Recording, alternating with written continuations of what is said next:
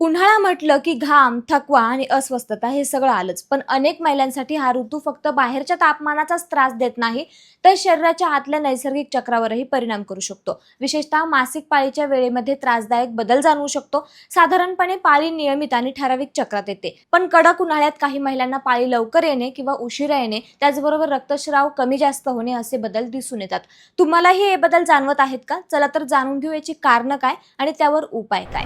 तज्ज्ञांच्या मते हे फक्त योगायोग नसून शरीराची नैसर्गिक प्रतिक्रिया असू शकते. तज्ज्ञ सांगतात की वाढत्या तापमानाचा परिणाम फक्त श्वसन किंवा मूत्रसंस्थेपुरताच मर्यादित राहत नाही, तर तो हॉर्मोन्सवरही होऊ शकतो.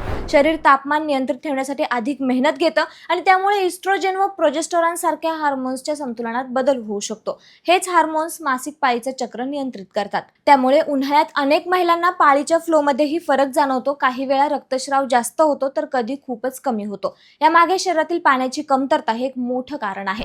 डिहायड्रेशनमुळे रक्त घट्ट होऊ शकतं आणि रक्ताभिसरणावर परिणाम होतो. तसेच उष्णतेमुळे गर्भाशयाच्या आकुंचन प्रसरण प्रक्रियेतही बदल होऊ शकतो. त्यामुळे प्रत्येक महिलेला वेगवेगळा अनुभव येऊ शकतो. फक्त एवढंच नाही तर उन्हाळ्यात शरीरात पाण्याची कमतरता आणि ताणतणाव वाढतो. डिहायड्रेशनमुळे पोटदुखी, कळा किंवा अशक्तपणा अधिक जाणवू शकतो. उष्णतेमुळे शरीरातील कॉर्टिसोल म्हणजे स्ट्रेस हार्मोनची पातळी वाढते. यामुळे मूड स्विंग्स, चिडचिड, थकवा आणि भावनिक अस्थिरता वाढू शकते. त्यामुळे काही महिलांना या काळात अधिक त्रास जाणवू शकतो. त्याचबरोबर झोपेवरही उन्हाचा परिणाम होतो. उकाड्यामुळे नीट झोप लागत नाही आणि झोप कमी झाल्यास हार्मोनल संतुलन आणखी बिघडतं. अशा वेळी डोकेदुखी, मळमळ, अंगदुखी, बेचैनी यासारख्या PMSची लक्षणं वाढू शकतात. म्हणूनच या काळात काही गोष्टींची विशेष काळजी घेणं गरजेचं असतं. दिवसातून किमान 3 ते 4 लिटर पाणी पिणं आवश्यक आहे.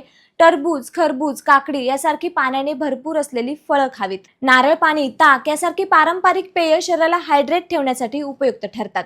हलका आहार, कमी कॅफीन, पुरेशी झोप आणि हलका व्यायाम किंवा त्याचबरोबर योग केल्यास शरीराचं संतुलन राखण्यास मदत होते.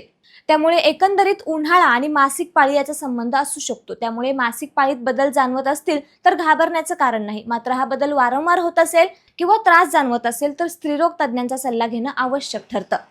त्यामुळे मंडळी, ही माहिती तुम्हाला कशी वाटली आम्हाला कमेंट करून नक्की कळवा आणि असेच नवनवीन माहितीपूर्ण व्हिडिओ पाहण्यासाठी फॉलो करा. धन्यवाद.